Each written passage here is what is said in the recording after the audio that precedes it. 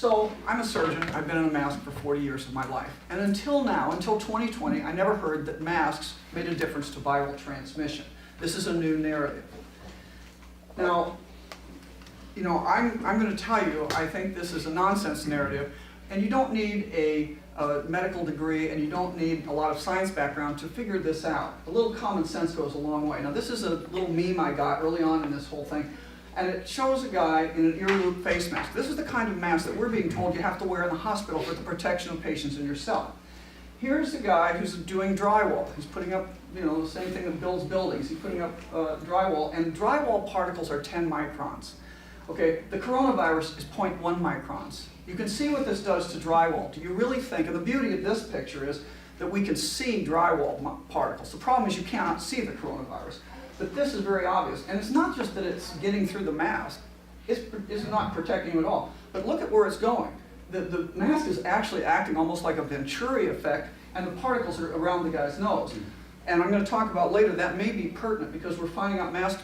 I've said before, I said the strongest argument for mask wearing is it sounds good. The strongest argument against mask wearing is it doesn't work at all. But it actually might even be worse than that.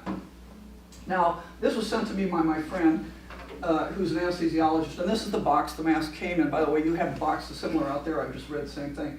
And it says right on the box of these ear loop masks, these masks do not provide protection against COVID or other viruses and contaminants. It's not like we've never looked at this before. You know, OSHA knows about this.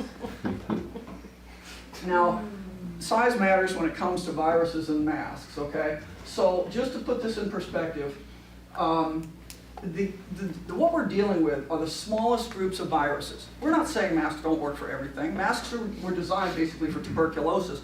And they work for these things. Tuberculosis is a big globular mycobacterium, but it doesn't work for these tiny, tiny viruses.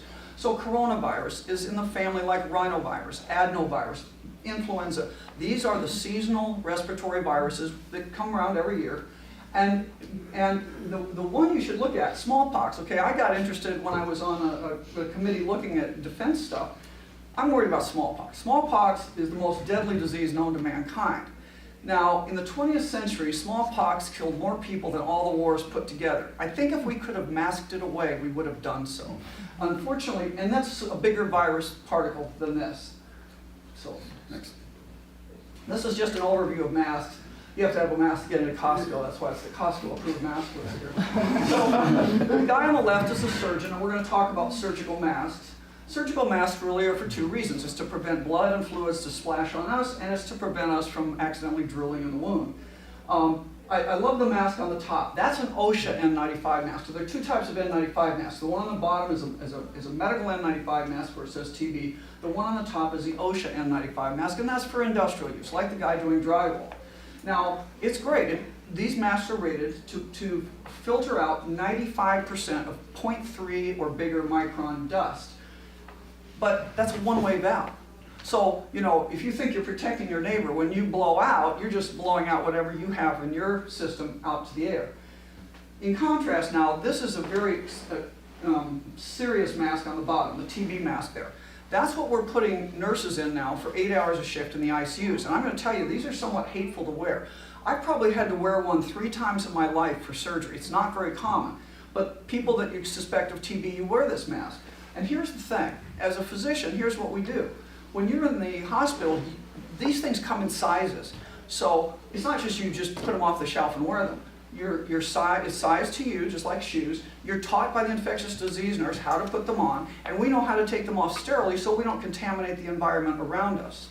You know, what do we see people doing? They take their masks off, they put them on the dinner table, put the phone on it. I mean, this is not going to get us anywhere. Oh, next slide, sorry. And the other masks, by the way, they're just screening out common sense. Now, you know, we're cutting off my slides, unfortunately, but this is the first myth of mask wearing, is that, oh, you hear this all the time. Oh, I know that it doesn't screen out everything, but I'm sure I can tell it's screening out I'm not coughing and sneezing on people, and that must make a difference, right? That's a myth. Okay, next slide. Here's, I got this from Patrick Wood. I got this by permission, but anyway. So this is an anesthesiologist, Dr. Todd, and he's vaping in a mask. Now this is a surgical mask, and I'll make this surgeon's joke that he's an anesthesiologist, so he's wearing his mask too loose. I've got an anesthesia. But I'll go back one, you went too fast. Okay, so this mask, you can see, it does exactly what we're told to do. Okay, it screens out, it's keeping that surgeon from spitting anything into the wound. Nothing's going out to the front, but what's it doing? It's going out to the sides. And I can tell you that even if you tighten up that mask, it will go out to the sides, right? And I know this because when you're a medical student and you're taught how to behave in an operating room, what's the first thing they do when you're supposed to, they teach you how to sneeze. You know, people might not think about that.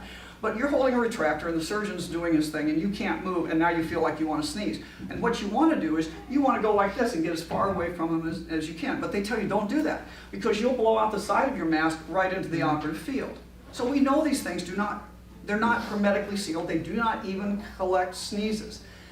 And so think about, the other thing is Dr. Blaylock points out in his video that this comes from. Think about walking down, they hand you one of these masks to go into the ear loop mask to go into a grocery store, right? But think about what you're doing. If you really were infectious, you'd be walking down, all this plumage would come out, infecting all the aisles of food. So now let's go to the next mask. Now this is more the kind of mask that you see people walking around with. I don't know about you, but I've never seen one of these masks until the COVID outbreak. This is something that industry is now at least making a profit on by making these masks. And they're a more form-fit cloth multi-layer mask, right? So what you see here is he's vaping in this mask. It now is not leaking around the side. But your breath is taking the path of least resistance. It's going right out the front. So how protective is he? And also, remember the Chinese saying, it gets into your eyes? Is he protecting himself? Okay, now somebody sent me this little meme on the right. It says, this is what virologists wear to protect themselves from virus, but don't worry, your bandana works too. So I got that, and I thought that was pretty funny, but I said, you know what? I want to look and see what the really latest is in the viral weapons lab. So I looked at Winnipeg, which is, by the way, is a key player in this whole thing, I think.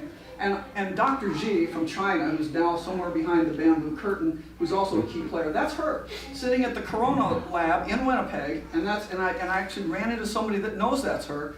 Anyway, and that's what she's wearing. Now there's the actual coronavirus lab in Wuhan. Okay, they're not wearing bandanas, they're not wearing masks. They're taking that's what real virologists do because they can't be protected otherwise. Now let's hit the next one. Now here's the second myth of mask wearing. And this is actually, I read this by, this doctor is actually an infectious disease doctor out west. And I read this was in like not a medical journal, but just a newspaper or something. But she says, by having a mask over your face, it filters out the majority of viral particles. So even if you do get exposed to COVID, you're going to get very little virus in. And if you get COVID, you'll get less sick. You know, that violates what her own literature is saying, okay?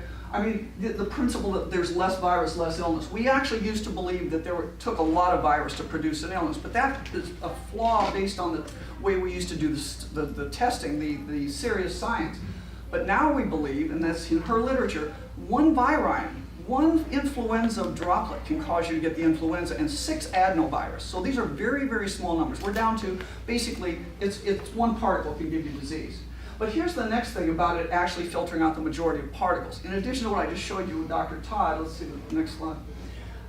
Serious scientists did things like this. This is from the Maryland Institute of Applied Environmental Health in 2013, and they actually put people with influenza in a hermetically sealed container. They put them in different kinds of masks and they had them breathe. And a couple things that comes out of this and some other similar studies. The first thing is, yes, it does keep the big particles in, okay? What gets out are the very small particles. And here's the catcher. When they actually cultured these things, they found the big particles don't have live virus in it. It's the tiny particles that have the live virus in. So your mask is saving yourself, you're saving all this dead virus, and you're letting the live stuff go. And yeah, so the next slide. Now this was also reproduced in a less technical way. Dr. Kim in South Korea, he had COVID patients. He put them in a special hermetically sealed room, certain ventilation, and he had them cough repeatedly into an area, standard distance for petri dishes or environment or viral media. And he did it with a surgical mask, cloth mask, no mask. And although there was a little bit of diminution in the number of actual cultures that grew, it wasn't appreciable. It's not going to stop people from getting infected. Whether you were one or not, you coughed out infectious material that we could culture in a real world scenario. Next slide. Now, if you're going to read one article on masks, this is the one I would read, okay? Dennis Rancourt, and you know he's probably right because he's being censored. Dr. Dennis Rancourt is a former physics professor at Ottawa.